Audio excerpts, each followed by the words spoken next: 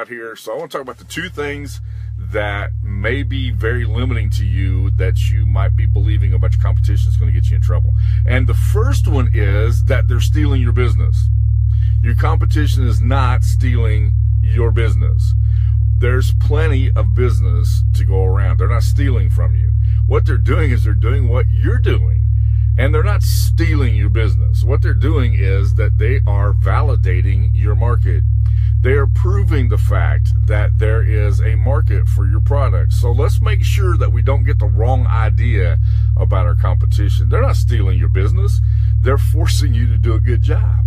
They cause you to step up your game. And when they cause you to step up your game, you get better. So they become very valuable to you. Don't misunderstand the value that your competition brings to you, because they're not stealing your business. They're making you better at what you do. And there's some people that, you know, I've had clients in the past that I really want the competition to have. Now, I won't go there any further than that, but I will make that really important for you to understand that they're not stealing your business. Let's just make that really, really clear. They're not stealing your business. And one thing to remember about your competition is they're not stealing your business. They're making you better. And to the degree that they make you better, you kind of owe them. You know, they're making you they're making you step up your game. They're forcing you to consider how valuable what you are offering is. We had this stupid comment that got thrown into sales conversation a few years ago, and it was, "Oh, we have these value-added services." Really? So what's a value-added service? Something that you throw in there? Or, you know, I don't like that phrase. And I'll dedicate an entire another live feed to the fallacy of a value-added service. But today I just want to focus on the fact that number one, your competition is not stealing your business.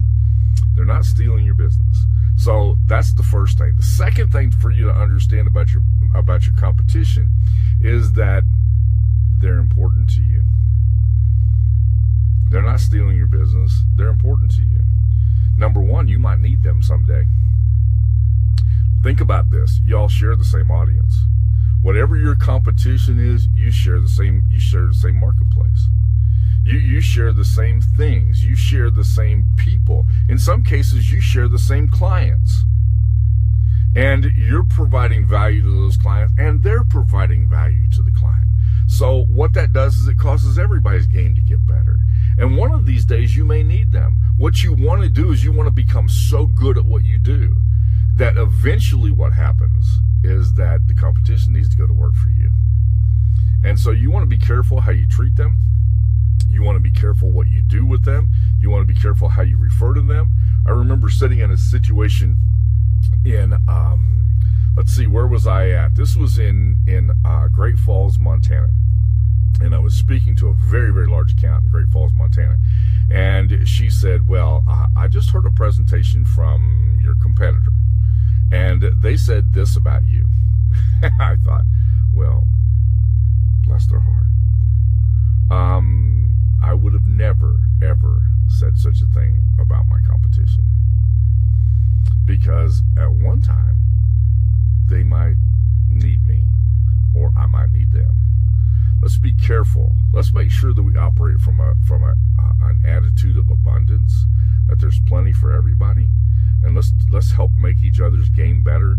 I heard about a networking group the other day that has made the decision. There's several networking groups that have done this, and I think it's a very incorrect thing to do. And they'd made the decision that what they were going to do is that they were only going to allow one person from a particular niche or a particular space to be able to be in their little group.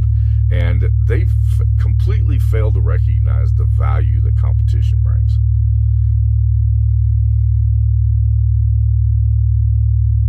Okay, Heather said she just went through a very expensive and time-consuming sales training, and this was my greatest takeaway. And here you are just handing out the gold.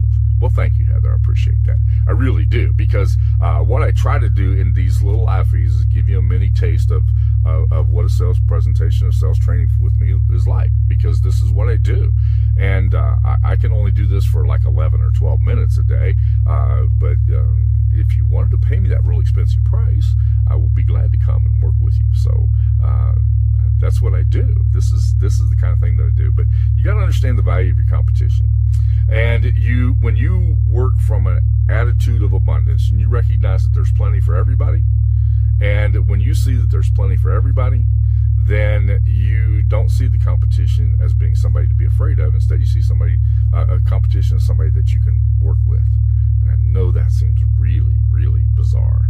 And they're so bizarre that people are making what I think are really bad decisions, and that's excluding competition from your networking events, which is a major mistake.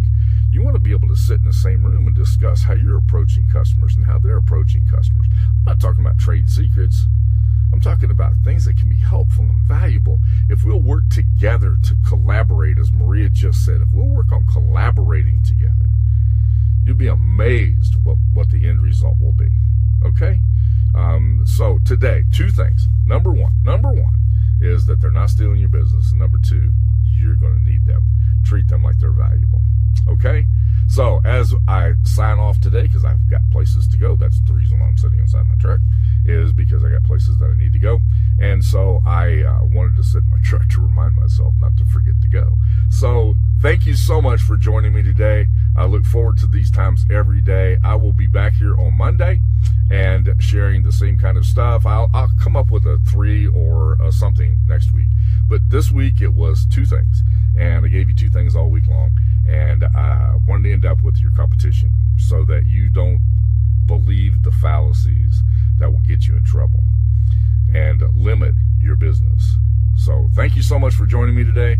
I love you. I appreciate you spending this time with me where we could be together. See you on Monday.